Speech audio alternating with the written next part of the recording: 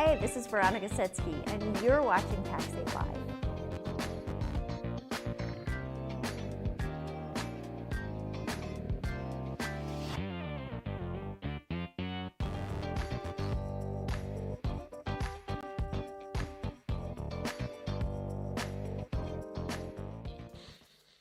We want to help you take your MSP business to the next level. We have just expanded the amount of resources that you as partners have through Pax8. Real security is about how you manage the losses, how you take the punches, how well you detect, how well you respond. This is where we'll be bringing you content that you want to see every week to help you grow your business. And I think the real winners here are the managed service providers. Who is this? I'm Chief Cuteness Officer. My advice is know what you're selling and know whether it's making you money. I ended up living in Korea for 4 years. I was wondering when we were going to talk about the elephant in the room. But thanks, Dad. Let's talk about risk assessment. So there's all kinds of ways to respond to risk. Man, it's great to see you, Dom. If you're really interested in just the nerdy bits of home security, definitely check out those resources. That was a huge thunder.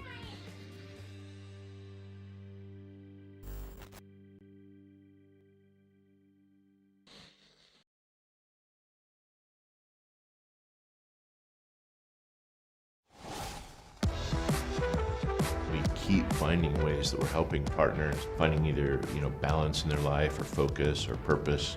Practices that are going to help improve your project management skills or your finances. We're here to talk about setting long-term goals and then how to achieve them.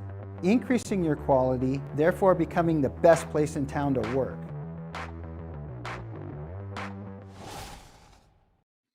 Welcome to Academy Live.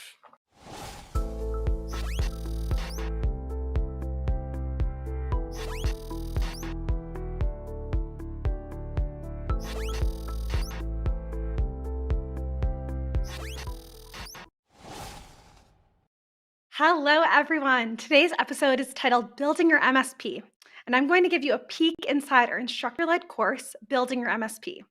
You'll learn the key fundamentals of establishing a successful MSP business in today's market. Whether you're setting up a new business or you're transitioning an existing break-fix business to a managed services model, this course will help you to assemble the essential building blocks for success. This course covers topics critical to running a successful MSP, including how to operate in the cloud, selecting the right solution stack, optimizing your internal processes, and positioning your value to prospects. The course is really designed for MSPs who are just getting started. As I mentioned, those that are transitioning from break-fix to managed services, anyone who's just building their business from scratch or looking to build their first business technology stack. And so I'm really excited to give you a quick preview of it today. I know my voice sounds a little bit weird because I'm getting a little sick, but hopefully just stick with me and it'll be great. So I got to choose the quote for today. And so the quote for today is very similar to what we've kind of been hearing throughout Academy Live. So the secret of getting ahead is getting started. And that is by Mark Twain said that. And the reason I chose this quote is that whenever you're getting started in your business, to get ahead, you just have to get started, right? And so this course is all about, what do you need to do? How can I get ahead? What are the questions I'm going to have in the future? And hopefully we'll give you some of those nuggets to help you get ahead and get started right away. So that's the reason I chose it. And I'm really excited to do this show today. So let's bring everyone in. Hi. Bessie, you sound I love great. that quote. Yeah, I love that quote from Mark Twain, man. He's got some other good ones. I think one of my other favorites is the coldest winter I ever spent was summer in San Francisco. If you've been there, you know what I'm talking about. Yeah. Different kind of cold. Very different kind of Really. cold. But this quote, it's so relevant because I know so many partners that we talk to get stuck. And I can admit being there myself. They're just like you kind of get frozen, and whether it's letting perfect be the enemy of progress, or just most often it's just I don't know what to do, or there's so many things to do I don't know what to do first. I use the expression a lot in groups of what do you do first when you have to do everything? And so, that brings back to the course. I love this course and what's behind it, because there's just so much really about, hey, let's focus and prioritize. Let's put these aside, turn these are distractions. These are the most important things. And let's walk through what it means. Let's define these things. Is that kind of, Bessie, kind of you feel about what this kind of plays in and ties to the quote? Yeah. Yeah, this exactly. I think the course really aligns with the quote because it's all about getting started and thinking about, yeah, I love how you said that, of when you have everything to do, what should you do first? And so this course can help narrow that down and see, okay, how can I get ahead? What do I need to do to get started? Or if I've already been in business, what do I need to change? Or how can I reflect back to make these changes that are going to help me to get ahead? Mhm. No, And I Rex, whoop. personally spent a lot of years being afraid to get started, right? And Mm, um, I'm hoping that as we go through some of this content today, Bessie, that you'll remove a lot of that mystery, right? Yeah. And hopefully ease some of that fear for some folks. mhm. Definitely. And we'll really lay the groundwork too of just even going back to basics of what is managed services and what are these different models and how does pricing go into that. There's a lot of different things to think about, but I'll be touching a little bit on a lot of things. And so Chris, I know you've been here since the beginning with this course. Can you tell us a little bit about its background? Yeah, and I love anytime, introducing things. One of my favorite things to do is to kind of go back. What's the origin story? Or what's does this start with the why, or go back to the beginning and kind of figure out where you're at now and where you're going. But Okay, cynic. three, right? Thank you. And I think, 3.5 years ago, when we were really looking at enablement and education and engaging with partners, one of the things that came up a lot is there were so many partners that were kind of stuck or not sure where to go. So one of the things we did is we started looking around. Hey, who's been successful? Who has seen growth and scale and change, and survived and really excelled in all this? And we kind of really pulled those partners together and asked questions like, what do you wish you'd have done sooner? What are the things that made the biggest impact on your business? What lessons have you learned? What would you go back and tell yourself, that first year, that first few months, or, when you started business? What lessons would you want to take back? And we use that as kind of just the foundations. That's what we started this course as, was MSP foundations. And we took, 7 key topic areas and built out, hey, these are some key topics you really need to solve for that are going to make the biggest impact. And obviously, you've come on board, you've grabbed it, you've built it out, you've made it better. We're on 2.0, 2.5. I mean, it's amazing how far it's gone. But the concept really was, how do we help our partners get started and focus on the things that are going to make the biggest impact at that part of their business? So really excited to where it's at, and looking forward to hearing what you have to share today, Bessie.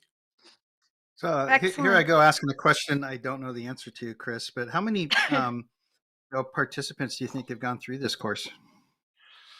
Hundreds, over the 3 years, that have taken this and gone through. And I can't wait to share. I won't steal thunder for later in the show, but one of my favorite things is hearing some of the testimonials and feedback, of partners that have taken this. So definitely looking forward to sharing that later. Great question, Rex. Thank you. Yeah, but at the end, we'll also show how you can sign up for this course, and we'll also be talking a little bit about a special peer group that we started recently that we want to really highlight, that is designed just for these same partners that are in their same journey. So I don't want to wait any longer. Let's get started, if that's okay, Willis. I'm pulling up the presentation. So, building your MSP. So this, as Chris mentioned, this course used to be named something different, MSP or Cloud Foundations, and we changed the name of it because we really wanted to highlight, this is what you're building. You're building a business. It's not building any MSP. You're building your business and building your MSP, and that's really where we started from. And we started with, you know, what do you need to know? What do you need to know before you even know what you need to know? And so that's where we kind of came from. So let's take a look at what even is managed services. So managed services, it can mean many different things to many people. And it's a really broad spectrum of services that have a few things in common. And it's not a new business model, but you might still have to explain it to prospects. So I'll be covering the 3 widely used IT services business models and what makes managed services different and why we see it as the preferred approach, and how the cloud fits into this. So what you can see on here is that we've got the break fix model, which many are familiar with. It's where many people start out. And that's where you break it and we'll fix it, right? It's also known as time and materials. It's transactional in nature. And because it's transactional, it's really unpredictable revenue. And so, usually when I'm in class, I'll ask, why does it creates these unaligned incentives? And I'll ask the group, why do you think it does that? And the answer is because optimization would put the service provider out of business, right? You're not aligned in your incentives. One person is always hoping that something breaks, right? And it creates these uncertainty around response and resolution times.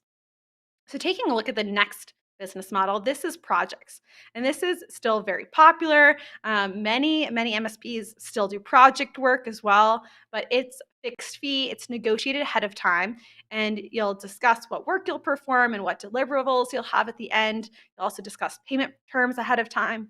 Everything is really a one-off, so it can be hard to scale well, and it also is unpredictable revenue. And that means it's still largely transactional in nature. When we get to our third business model, this is the managed services model. And this is a relational approach, not a transactional approach, because you have this ongoing subscription. And you're changing the incentives. In this case, you're aligning what's good for the customer, what's good for the client. I'm seeing Rex over there, with what's good for you. And so that's why it's important. And it's good to know that any 3 of these can be profitable. And many of our partners are a combination of a few of them. But what's important to note too is around valuation. So while we don't expect you're just getting started in this business that you're going to be leaving anytime soon, it's important to know what builds a sense of value for your company if you're ever to sell it. And so break fix revenue, that brings around 10 cents on the dollar, whereas fixed fee revenue brings about 15 to 20 cents on the dollar. And then looking at the last managed services, that brings $1.50 to $1.70 on the dollar. And you have to think, really, why is that? Why does managed services increase the value of your company by so much? And there's a few reasons for that. The first is predictable revenue, right? It's coming in every month, you know that it's continuing on, and that's really, really beneficial for evaluation. And additionally, you're developing this relationship. You have a trusted advisor role with your clients, and so that's really valuable as well. So let's take a look at what are some of the benefits for the managed services model. These are for the MSP, and the benefits for the clients are coming. And so the first is that we have monthly contracts, which mean monthly reliable income. There's greater stickiness, which I'm going to show a quick diagram on the next slide about. There's also automation tools, which allow you to do more for your clients. You're going to have these repeatable processes in place and have more automation. You're incentivizing the proactive nature versus reactive response. And so that is that's a much, even just calmer for you as a business owner, right? You're thinking ahead, you're solving problems before they even happen. And the last point here is something that I stress a lot in this class, is that it allows you to sell on value, not on price. Again, you're building this relationship. You're showing your value, and there's several ways that you can do that. So let's take a look at the next slide. This is around the stickiness. So this was a Pax8 survey that was conducted in 2020. And this is what I want you to take a look at, is especially for smaller MSPs. They're catering to small, medium-sized businesses, or SMBs, not enterprise. That's 61% in the very bottom lower left-hand corner. 61% of our partners are reporting renewal rates of 90% or more. And that's because there's many benefits also for clients. And so let's take a look at the next slide to see some of those benefits for clients. And so the first we have on here is that monthly contracts mean predictable costs. So just as it's predictable revenue to you, and proactive service, which I just mentioned. It's like such a benefit for the MSP, but think about for the client, it's a huge benefit as well because someone is paying attention to your technology. That uptime becomes a key goal for both you and for the client. And so those RMM tools, we're going to talk about a little bit about what is an RMM and what is a PSA in just a bit. But these tools mean that they get support without an on-site visit, which is critical for remote workers as more and more folks are going remote and went remote after COVID. Because there's faster diagnosis and resolution time, that means that there's less downtime for the client. So they get to go back to doing what they do best in their business. And overall productivity is high. You are the one that they call on to fix an issue. They have little incentive to try to troubleshoot in-house or go on Google and see, how do I fix this or what is going on? They know they can just call you, and that's a huge benefit for them. And it's different from when they are in break fix, right? Where they're like, oh, I don't want to have to call them because that's going to cost me money, right? They already know they can just go ahead and call you. So that it can just go back to what they do best, leave all those vendor management, IT chores, everything like that to you. And the last piece here is on security. So you as the MSP, you're monitoring their systems, you're advising them on solutions so they don't have to worry, and they have overall a greater peace of mind that everything is getting taken care of and that they're in good hands. And that's really important. So how does the cloud fit into all of this? As you may know, Pax8, we are a cloud software marketplace, right? And so how is the cloud the great enabler of the managed services business model? The reason for this is that the cloud services, they're billed on a monthly subscription basis, which really aligns with how you bill your customers. It makes your costs predictable and regular, so it can be captured in that monthly services contract, which makes it pretty easy, right? Taking a look at the next slide, this was a Microsoft study also that just showed that the cloud is more profitable. So MSPs who derive more than half their revenue through cloud services are twice as profitable as those who don't, and they grow 50% faster. So these statistics, I think, also are pretty eye-opening to know, okay, cloud's super popular. And let's take a look at the next slide here. It's also where the industry is. And so what I want you to just take a look and see is that, as we go from on the cloud is on the left, and on the left is 2020, on the right is 2022, and we see over 2 years the increase in services delivered via the cloud, decrease in services delivered via on-prem, but projects stayed the same. So you can still get great project revenue even as you move to the cloud. And so I think that's pretty important to take a look at. And so we do get some pushback around the cloud. And one thing that we do here is, isn't the cloud just someone else's computer? And our answer to that is yes. And those someones are the largest companies on earth. So think Microsoft, Apple, Amazon, and they are responsible for running, upgrading, replacing, and securing them. And there's thousands of engineers working on them, and they have billion with a B dollar security budgets. So there's something else to think about. There's also the reliability of the cloud. So especially thinking about with COVID, when everyone suddenly had to go home, right? If employees had an internet connection, they're able to keep their business running, right? Or if you think about with natural disasters, unfortunately, are happening regularly in the US. If employees lose power and they don't have an internet connection, their business is still running because they're in the cloud. It's still there versus on-prem. And so that's another reason to think about switching to on-prem, or switching from on-prem to the cloud, is that reliability piece, to remove those mission critical servers that are on-prem. There's also this piece, especially around that size determines cost. So you're likely, if you're just starting your business, starting out with smaller clients. And so the smaller the client, the easier it will be to move to the cloud.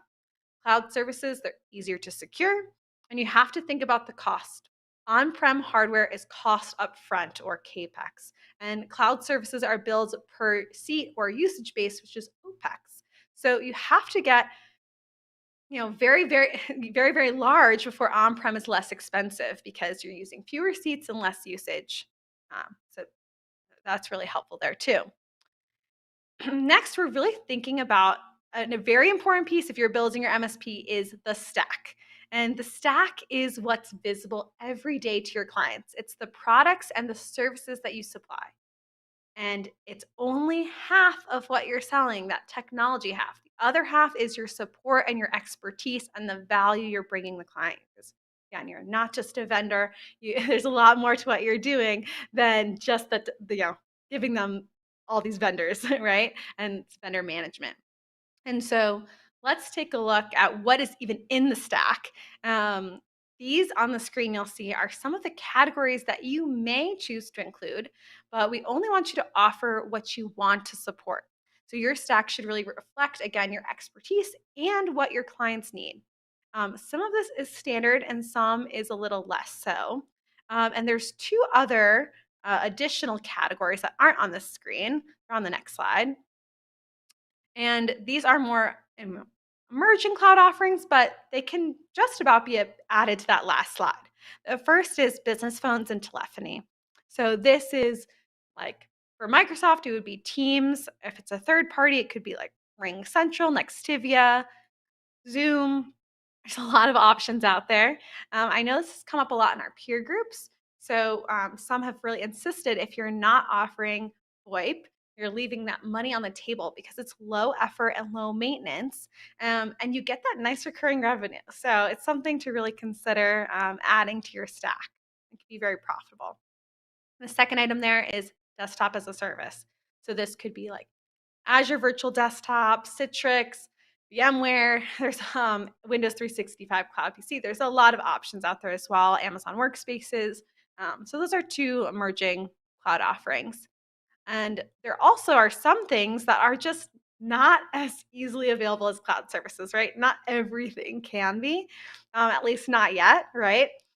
You might not want to offer all of this, but your clients most likely need most of it. And you have to think too, things change. Not all of this is going to be mattering as much, like firewalls, routers, switches. They matter a lot less in a remote work environment. So you have to think, what are your clients' needs, and what's your expertise again as well. And then at Pax8, we really divide our categories into these 7 categories here: productivity, infrastructure, continuity, security, network, communications, and operations. And so I really want to point out operations, and it's a little bit of a selfish reason because the other 6 categories are really more about what you resell to clients. Operations is how can I take my own operations as an MSP and enhance them? How can I have better documentation, or how can I learn more? Like with Academy, we're under operations. So I highly recommend taking a look at it, going to pax8.com/marketplace. You'll see all the different vendors that we work with now, and we're adding more all the time. There's going to be some that are on there that there's some that aren't there that we don't work with yet. And so, talk to your CAM if there's one that you really want to see added, and hopefully one day we could get them added. But we go through quite a long process to get them added to our system. So let's take a look at what an example stack would look like. So this stack here covers 80 to 90% of most of your clients' needs. But what I would caution you is that right-hand side is for your internal use only. I wouldn't recommend presenting your stack like this to your clients. I would recommend focusing on the left-hand functional column, talking about the categories, not the specific vendors. You want to present, these are all the things we're going to do for you, and we're going to implement the solutions that make sense. And sometimes people really ask me, why is that? Or they have pushback and they're like, I feel like I'm not being honest or I'm not being transparent if I do that. I want to make sure that I'm being as upfront as I can with my clients. Those are my values. And so the reasoning behind this is that we don't recommend showing specific vendors, at least even beginning. They're going to get to know them over time, right? But this limits the issues where clients might have a particular preference on a vendor. And it gives you the flexibility to implement the solutions and the service that however you see best fit. Because things can change, right? Sometimes a client might need a more expensive or a less expensive solution based on maybe labor costs, for example. There could be different factors in there as well. So, talking about the categories really gives you that flexibility. I would say also that this example that we showed shows a single stack offering. Many MSPs have tiered offerings though, and we'll talk a little bit more about different pricing models a little bit later. But the next thing I wanted to talk about really is around MSP tools. There's a few internal processes that are so important for an MSP. Like if you're in the growth stage one, you're just getting started. There's two tools that you really need as an MSP to get the most of your efficiency and getting and automations in place. So the first is professional services automation, or PSA, and the second is remote monitoring and management, or RMM. So let's take a look at that first tool, the PSA. So this is the software that you use to really run your business as an MSP. It combines the functionality of multiple applications to help you manage projects, to optimize your resource utilization, and support decision making and better margins through visibility. And so you want to use your PSA to manage most of your day-to-day work. So it helps you to choose your priorities and to manage your ticket flow. It lets you track and manage all your operations as a whole. Once you're accurately and comprehensively capturing your time, then you start to develop a body of mineable data to inform your business decisions. It'll help tell you the profitability of each one of your clients, of particular product lines, of different products that you sell. So you'll know the answers to questions like, is this product making you money, or are the support costs really killing your profits? And it helps manage everything from quote to invoice in just one place. Another big piece is tracking your utilization rate. So we heard we're talking about 4 levers of gross margin with racks. That utilization is a big lever that you can pull, right? So knowing this data around how many billable hours are you working, what percentage of your overall hours is that, can help you know when do I need to hire someone. It'll help you know if how long does it take me to onboard a new machine. You can go and see, okay, this is how long it took me. Now I have a contract with 10 machines that I have to onboard. How long will that take? It'll help you to price that next agreement accordingly. The PSA allows you to do all of that, but you have to feed it the data to give it all that business intelligence. So it helps streamline and automate your administrative tasks, which saves you time. But you need to get in the habit of tracking your time to realize all of the PSA's benefits. And so having access, is so important, and using the PSA for that. So let's take a look at some examples of what PSAs are out there. So what I've shown here are the 5 major PSAs that Pax8 integrates with directly, which saves you a lot of time. These integrate with integrations like these between Pax8 and your PSA tool. You can order new licenses in the marketplace, and they automatically appear in your PSA tool. And some of the billing can automatically transfer as well, which really saves you that reconciliation time on a monthly basis.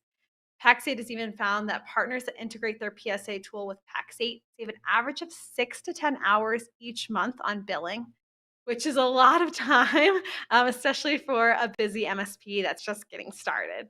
And so I will say ConnectWise and Autotask, they're 2 of the biggest in the industry. They are extremely powerful and extremely customizable, but also extremely complex. And so it takes time to learn and to set up, but can be indispensable for scaling your business. It's important to note that you don't want to change PSAs often, especially as you start building up data, since migrating to another PSA tool can be a pain. It's better to anticipate your future growth and start with a more robust provider, like maybe one of these, than something you might soon outgrow. And it does not have to be the two biggest that I just mentioned. It doesn't have to be Autotask or ConnectWise. Some of the other different PSAs that are on the screen or others that are not even listed there might be a better fit for your business. You might be looking for different features that has better integration between PSA and RMM, for instance. A few others that are not on here, like I know Halo is becoming more and more popular as well. So highly recommend coming to class to talk about, which one really is the best fit for you, finding out how people chose their PSA. There's a lot of discussion usually around this, around how people made their decision and which PSA is the right one for them. Let's take a look at the RMM tool. So the RMM tool is a remote monitoring and management tool. If the PSA is where you're managing your work, the RMM is the tool that you use to do much of the work. So this is your presence on the client's network. It's usually an agent you're going to run on each machine that you're managing. So there's several uses. I'm going to go through them. They're on the screen. So the first use is automation. So you can create repeatable actions. You can configure desktops and servers, install software, run scheduled reports, run scripts, all remotely. You can patch. So automatically it rolls out patches on a chosen schedule, and you can batch incremental updates to run together. You can push out critical updates to all managed machines at one time. You can offer even more sophisticated patching schemes, like if the user doesn't want to update on the initial request, it'll automatically install in 7 days or however long. I know that's one that I, as a user, have definitely selected. There's also proactive monitoring. So you're taking a look at the machine health, like is there a drive that's about to fail? Or what's the network status? And it can automatically create tickets when an issue arises. And the last piece here is asset discovery and inventory. So it'll report if there's new machines or devices on your network and alert you when new machines need to be covered. And so maybe someone spun up a virtual machine on a server and it's not secured and it's not backing up. You definitely need to know that so that you can secure that. Now, most major PSAs offerings either include an RMM or they have a separate module that's tightly integrated. And that kind of seamless synergy is the most desirable among our partners. And so, a successful MSP business model, they're really based on economies of scale. So the more efficiently you can roll out the same service to more clients, to more users, to more endpoints, the more profitable you become. And so the RMM tool is a great way to get that economies of scale. And it's so important for so many. And so we have a list on this next slide of several different options for RMM. Now, Pax8 doesn't integrate with RMM tools because it doesn't really make sense for what we do like it does on the PSA side. There's no billing in RMM, for example. And so that's a little bit about, these are just some examples. There's, again, many, many more. The next piece that I think is so important to mention when you are building an MSP is security and securing your own house. We see this really far too often where you're working for your clients, you're busy securing their systems, and maybe not taking the time that you really need to dig in and protect yourself in the same way you're protecting them, right? And much of this but your own security is such a big concern. The two main reasons are one, your expertise, right? You cannot sell what you don't know. So if you want to sell it well, you need to practice it. So start with yourself. As Matt Lee likes to say, drink your own champagne, right? You're going to enjoy it. Might as well do it for yourself first too.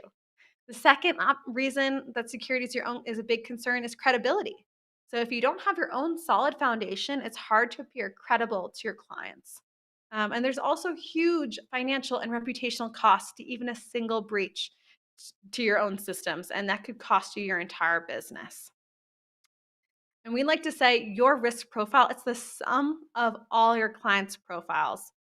Threat actors know the tools that you're using. They're getting certified on the exact same RMM tools that you use. So for you, the RMM is a way to easily, from any location, deploy any software, run any script, apply any command that you want. But to a threat actor, that is called an exploit kit. If they get access to your RMM, they can do all the same things on all the machines that you're managing. So why should they break into each one of your clients when they can just breach your tools and they have everything they need to hit all of your clients?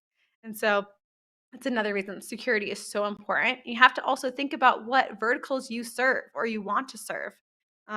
Like thinking about really high risk industries like legal firms, CPAs, accounting firms, medical offices. I feel like I'm listing almost every business out there, right? Those are high risk industries with lucrative targets.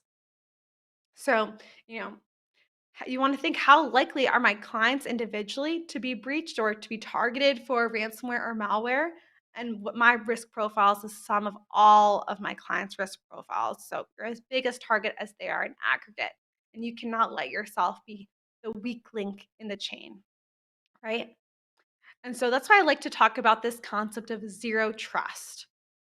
Now, zero trust is a mindset. It's not a process or a tool. It's a shift in your assumptions. The prevalent model up until more recently was scanning for known threats. So, assuming most of what's introduced on the networks that we manage is okay. We're aware of the threats, so we use scanning and detection tools to find the exceptions or the bad stuff, right? And so, um, zero trust is the opposite, right? It assumes that everything new is bad and it shuts it down by default. We test it, and only after we've determined that it's necessary and checks out okay do we allow it in. Excuse me. It's normally something that you do on a network level, and there's many tools out there that can help you with this. And this goes much farther beyond the old school reliance on signature comparisons. Um, you're looking for explicit verification based on all available data points. So, what does the process look like? Who's trying to kick off the process? Where are they located? What device is being used to initiate the action? Is the device up to date and configured with all the required security measures? And it also looks at concepts like least privilege access. So it only gives the user certain permissions they need to do their job and nothing more.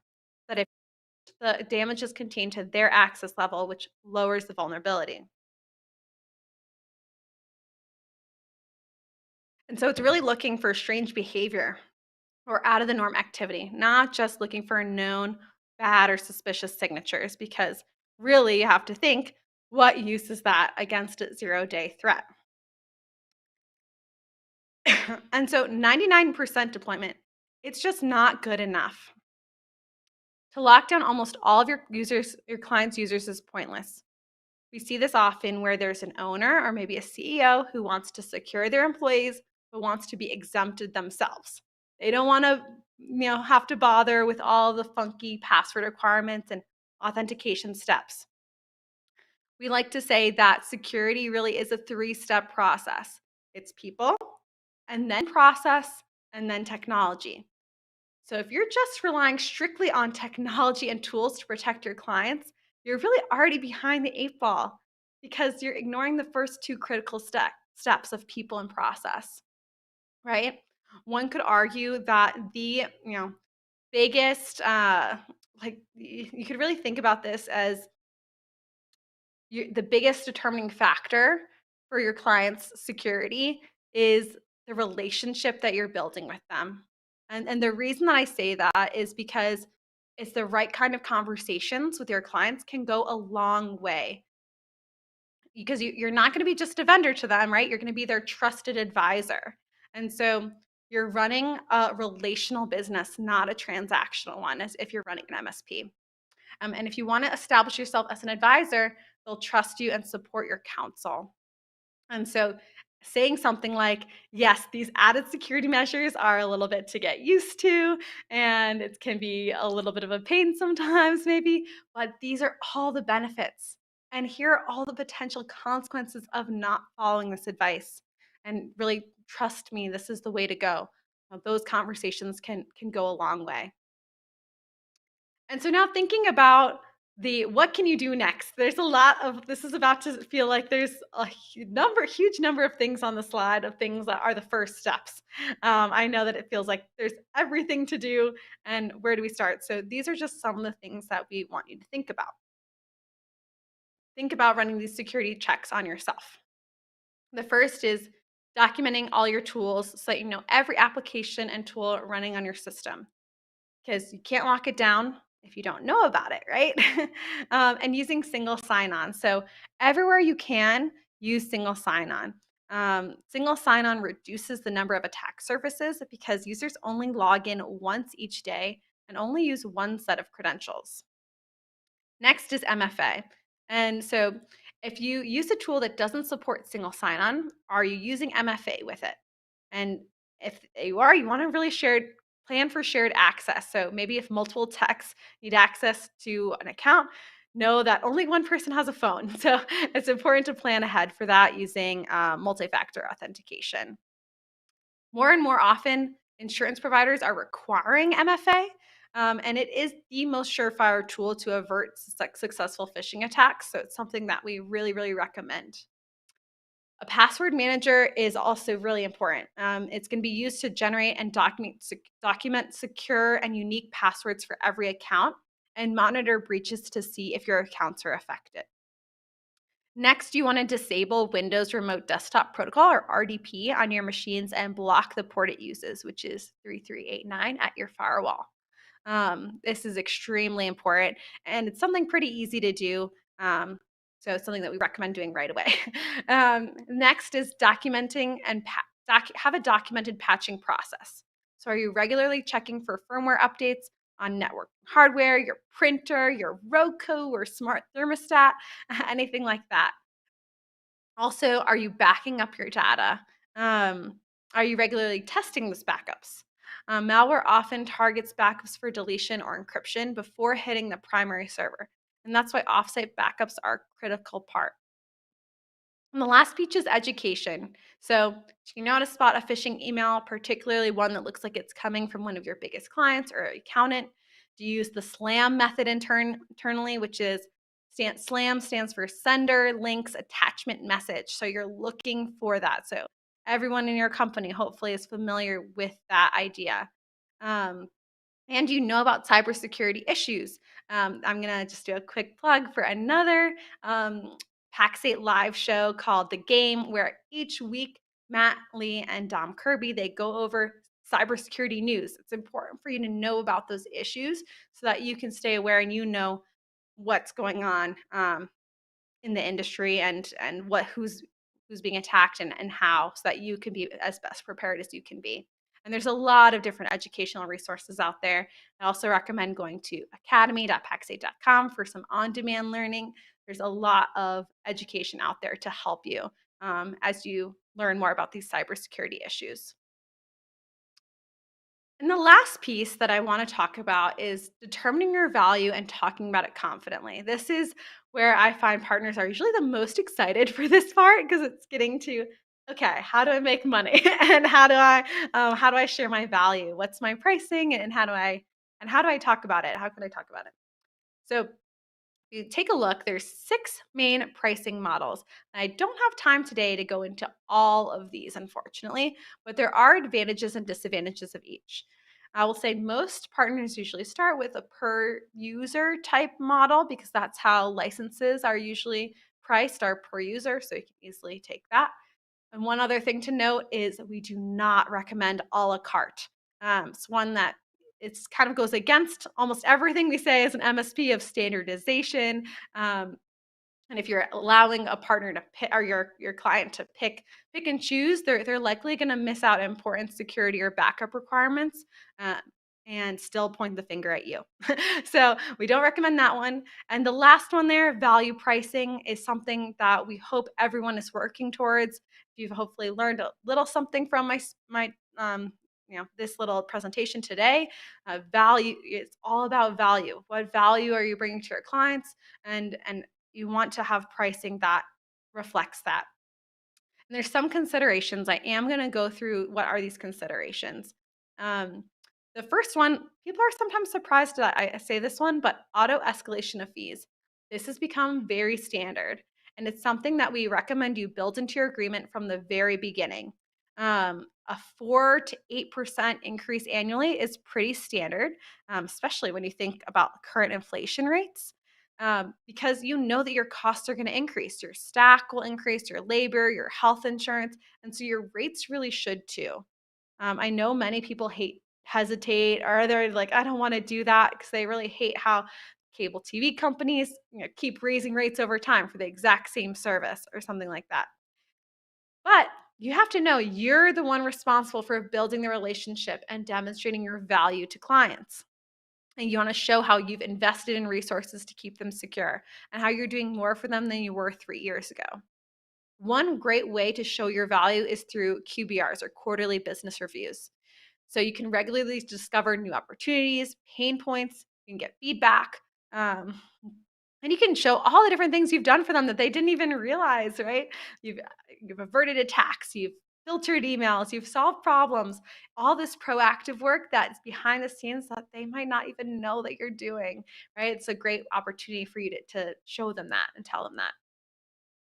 You also have to think, what is the alternative? If I don't do auto escalation of fees and I don't raise my rates regularly, there might come a time where you realize you're losing money on a client and that you're trying to get their contract profitable. You have to increase them all at once 15 or 20%. And that's going to hurt a lot more than the small increases over time. And so we really recommend building it in from the beginning and saying, we reserve the right to raise rates by something like that. And if you know your rates are going up, it can make it easier to add things to your stack and without having to charge them even more. You can look like a hero that way, right? The second consideration is you want to plan for your client's growth. So you want to make sure your agreement specifies supporting the number of users or additional endpoints that are covered. So maybe each user endpoint increases the cost by X amount. You want to really consider the impact of user turnover as well, which will cost you more in support.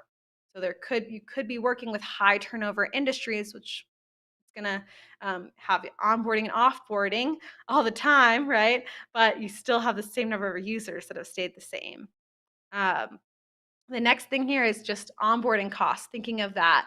So there's two main ways to handle onboarding costs. You can have a separate onboarding fee as a scope of work, or you can have a minimum term contract, a 12, 18, or 36-month agreement to spread those costs over the full term so you don't have to charge a separate onboarding fee.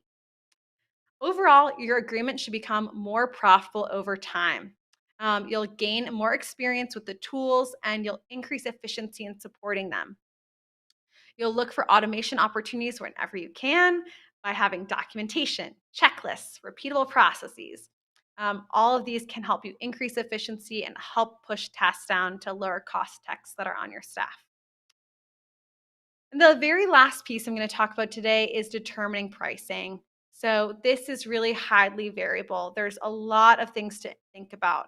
But in general, our market rate rule of thumb in a major metropolitan area is to think roughly $100 to $120 per user per month minimum for a full stack and labor. Once you're below that, you're likely skimping on your stack, your labor, or your profitability. It's common to have $140 to $150 range even, or even 200 plus if you're doing a heavy security focus like compliance, monitored SOC as a service. But if you're in a rural area, it might be 10 to 20% lower, something like that. And so the critical point really here is that you're going to spend a lot of time at the beginning trying to find customers. So develop a plan for qualifying leads quickly. Once you have a good handle on their situation and anticipated costs, be ready to discuss at least a ballpark figure very early in the sales process to give them a realistic range. And that will help you to establish before you invest too much time, do they even have a budget? Are they just shopping around for quotes? Is that number even feasible to them? And you have to be ready to move on early in the process. And so verticals are an important way that you can think about looking at and to see, you want to look at a specific specializing on a vertical that really helps limit your prospective client pool, but it also makes your job easier and your close rate much higher. It can help you develop that niche of your marketing, your offering, and your sales process. And it can really help differentiate you from competitors and help you get identified as the provider in the industry. And the IT shop will really understand restaurants, or the IT shop who really gets unique processing, bandwidth, and storage needs of media company. And so that's something to think about. And I just want to end with this last thought, which is the class is not MSP in a box. It's not one size fits all. You have to really think about what makes you worth hiring. And it's different for every partner that we talk to. And it's different for your competitors too, right? Think about what your values are. I know this is something near and dear to Chris's heart. It's something that we think about a lot. It's just, what are your values? How can you lead with your values? Particularly when you're starting out, you'll want to be working, the people that you want to be working with want to work with someone that they like and trust, right? And so, you know, let your clients know who you are, and the ones that resonate with you will be your best clients. And so really start thinking about that. So that's just a little bit what I wanted to talk about today with building your MSP. There are a few resources. So building your MSP, this is an instructor-led course. It's going to be it's a 4-session course. It's expert-led. You get value from your peers as well. And you saw a mini preview of it today. We're also going to talk about the 0 to $1 million flight plan Phoenix Peer Group with weekly meetings. It's content to support and reach your goals. And it's designed for solopreneurs. And so I'm going to bring back on Chris and Rex to talk a little bit more about this. First, I guess I want to show you how to sign up for the class because that is going to be, that's an important thing. So if you want to take the Building Your MSP class, there's one way that you can sign up. If you go to pax8.com/academy, just type that in, and you're going to scroll down until you see instructor-led courses. They'll be over there on the right-hand side, and you'll select Explore Courses. Once you click on that,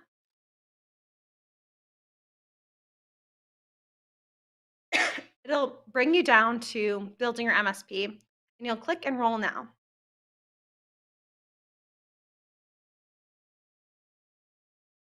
If you're already a partner with us and you're already logged in, it'll bring you straight to this page, which is Building Your MSP, where you'll see an overview of the course, what you'll learn, a little bit of who should enroll, and also the next session. So the next session will be in September on Wednesdays from 12 to 1 Mountain Time. So highly recommend that you sign up. It's going to be a great experience, and you're going to already know a little bit when you go into it. So you'll be a star student.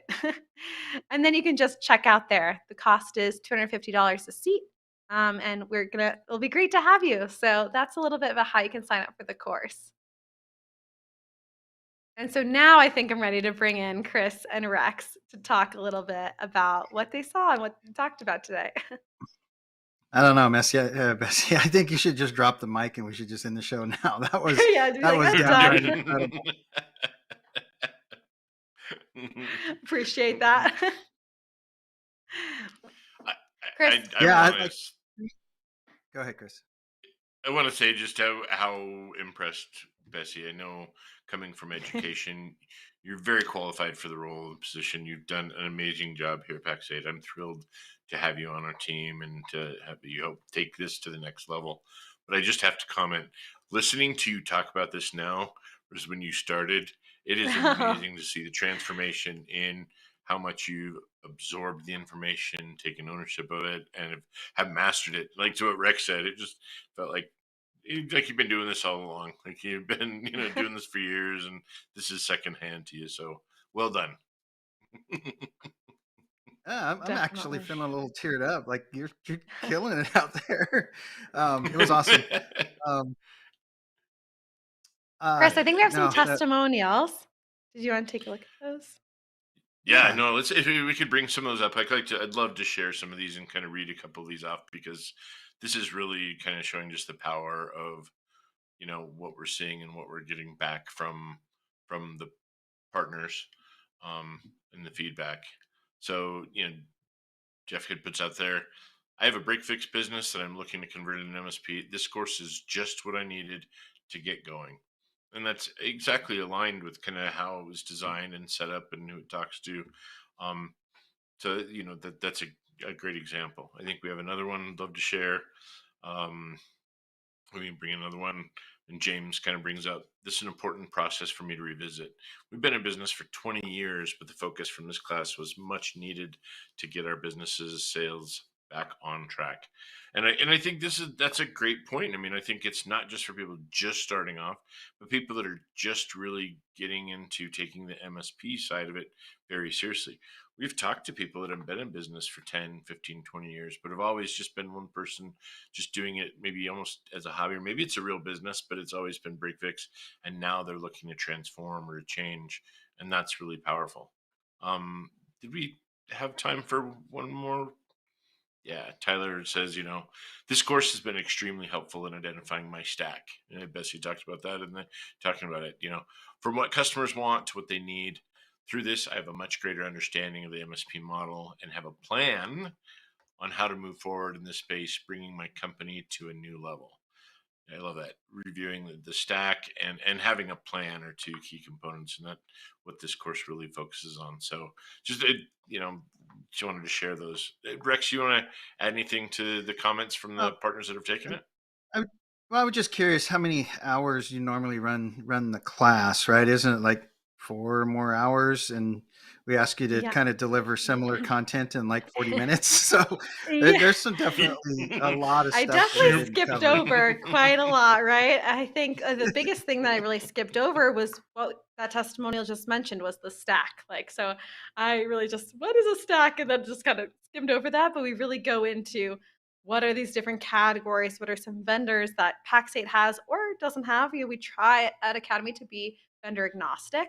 And so that was a bit that was missing as well, was around that. There's a lot more in the course than what I could fit in today. I think what's really important is, as technicians running businesses, we're all out there doing the work of the business every day, and this is a good way to sort of be accountable to carving out a few minutes to work on the business every week for at least a couple of weeks and get that inspiration of what do I need to work on. I think that's why the Phoenix peer groups are working out so well, right? We've got a lot of different peer groups out there for owners and service managers and project managers and dispatchers and back office teams and stuff. But the Phoenix peer groups, they're targeted at those solopreneurs who, many of them have had their businesses for a long time. They just have been going along as a nice lifestyle business, and now they're kind of making that decision. Hey, it's time to build this into an asset. So we kind of created this prescriptive plan. Well, we got to make sure this is in place, and we're all going to work on it together. And then we're going to make sure this is in place, and we're all going to work on it together. And Chris, what are we getting ready to kick off? Our 6th Phoenix group, I think. Yeah, 6 and 7 is what we're looking at in September and October. So yeah, the word's getting out. The response has been great. It really resonates with a lot of our partners that are in that exact position, and the ones that have been around, like the ones that you started with last year, are seeing, traction. They're seeing, things take effect. They're starting to see the fruits of their labor. Yeah, this morning we kind of reviewed all the things that they've gotten checked off, right? And if there wasn't that weekly accountability to be checking it off, there's no way we would have checked off as many things we've checked off. And I kind of thanked everybody for coming. I don't think anybody's dropped out of the group that started 8-9 months ago, whatever it was, and they all said, "Man, this is our new family," right? And I was like, family, that's kind of a weird word for the group.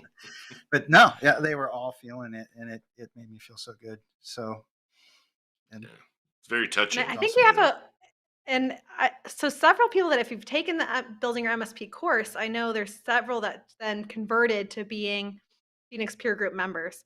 And so I want to do a quick show and tell of how to sign up for a peer group, a Phoenix peer group or other peer group.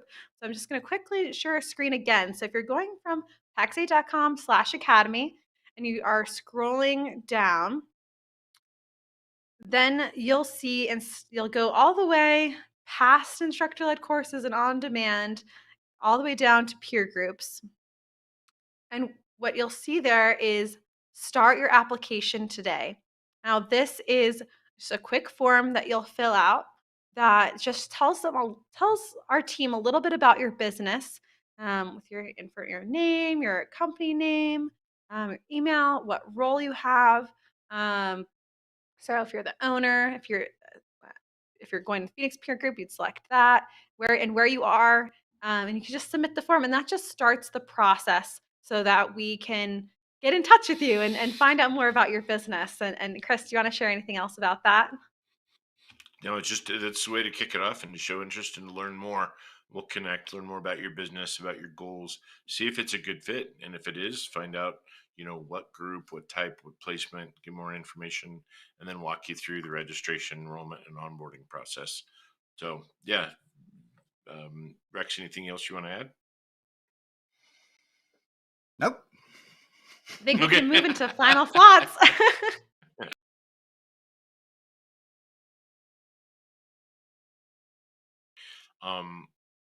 One of the things I love about with this course and the Phoenix peer groups is a couple things. One is the sense of community.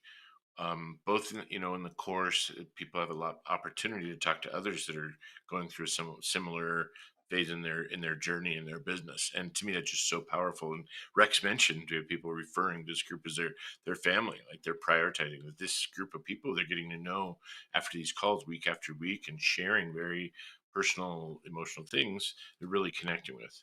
And the second thing is that like back to the quote, the secret to success is getting started.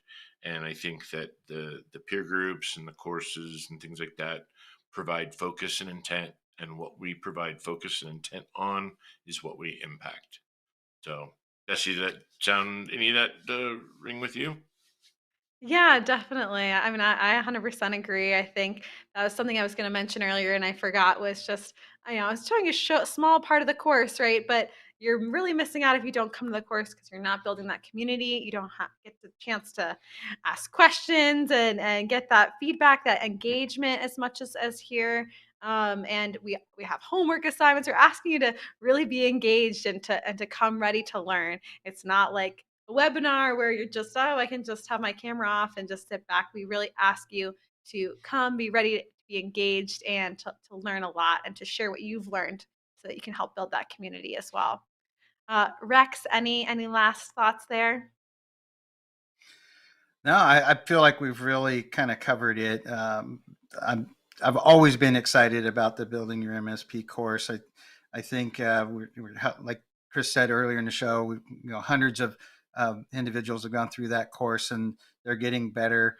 I look at the data, right? Like people engage, like they're doing this much revenue with Pax8. They engage in that course, and then they're doing this much revenue with Pax8, and it's just proven itself with partner after partner after partner that it helps. It helps grow the business.